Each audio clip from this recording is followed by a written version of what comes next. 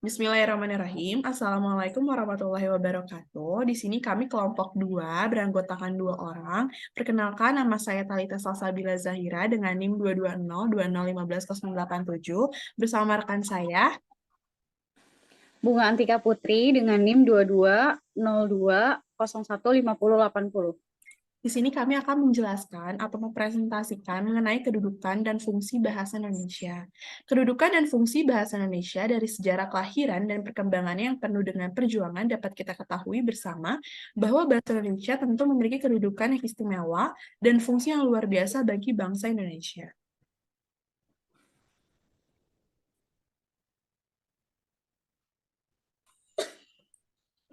Kedudukan berarti status relatif yang diberikan kepada suatu hal termasuk bahasa Indonesia.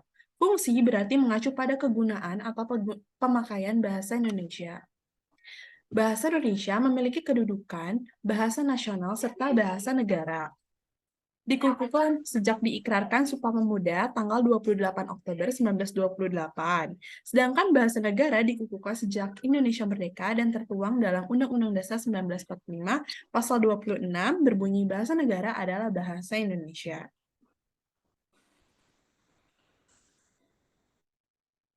Bahasa Indonesia sebagai bahasa nasional. Sebagai bahasa nasional, bahasa Indonesia memiliki fungsi sebagaimana disebut dalam Undang-Undang Nomor 24 Tahun 2009 yang bersifat ideal politis berikut.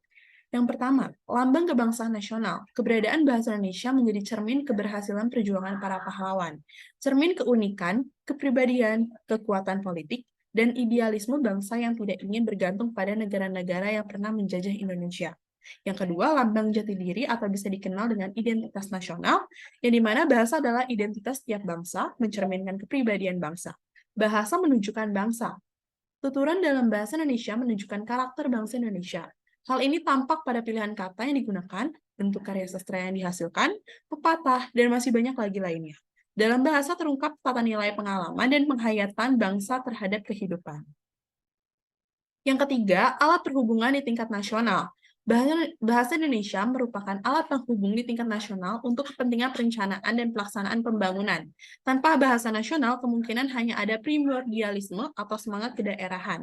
Dengan diterapkan bahasa Indonesia sebagai alat komunikasi di tingkat nasional, sentimental kedaerahan dicegah dan dihindari. Untuk yang terakhir, itu ada alat komunikasi antar budaya dan antar daerah. Indonesia merupakan negara yang adibudaya dan multibudaya. Negara beradibudaya artinya negara yang memiliki budaya bernilai tinggi. Banyak budaya Indonesia ditetapkan sebagai warisan budaya dunia yang wajib dilestarikan. Negara multibudaya karena bangsa Indonesia memiliki keragaman budaya yang kaya. Dalam konteks ini, bahasa Indonesia difungsikan sebagai media komunikasi, misalnya budaya wayang Jawa dapat dipahami oleh masyarakat melalui media bahasa Indonesia sehingga dapat diapresiasikan. Ia dilanjutkan oleh Kak Bunga.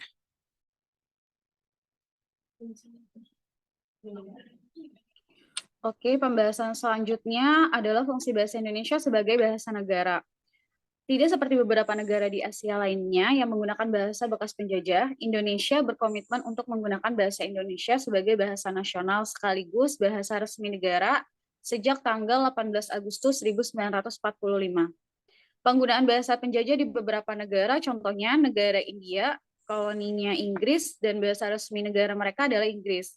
Terus negara Filipina, koloninya Inggris, bahasa resmi negaranya Inggris. Malaysia, koloni Inggris, bahasa resmi negaranya Inggris. Terus negara Singapura, koloninya Inggris, bahasa resmi negaranya itu Melayu, Mandarin, dan Inggris. Negara Timor Leste, koloninya Portugal, bahasa resmi negaranya Portugal. Terus mengenai bahasa resmi kenegaraan.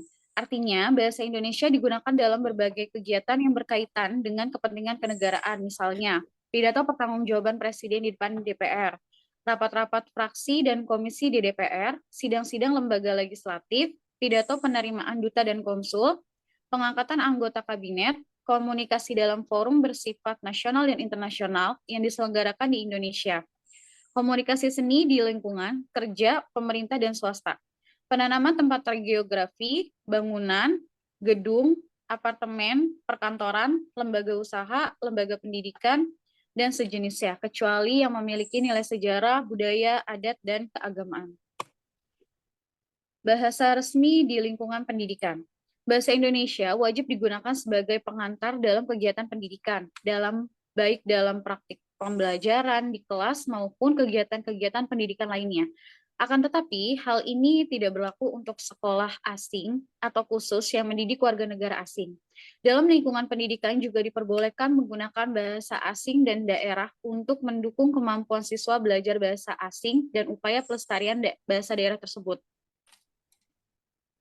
Next, bahasa resmi administrasi pemerintahan. Bahasa Indonesia wajib digunakan dalam berbagai bentuk administrasi pemerintahan, seperti keperluan inventarisasi, kodifikasi, dan sosialisasi kebijakan-kebijakan pemerintah.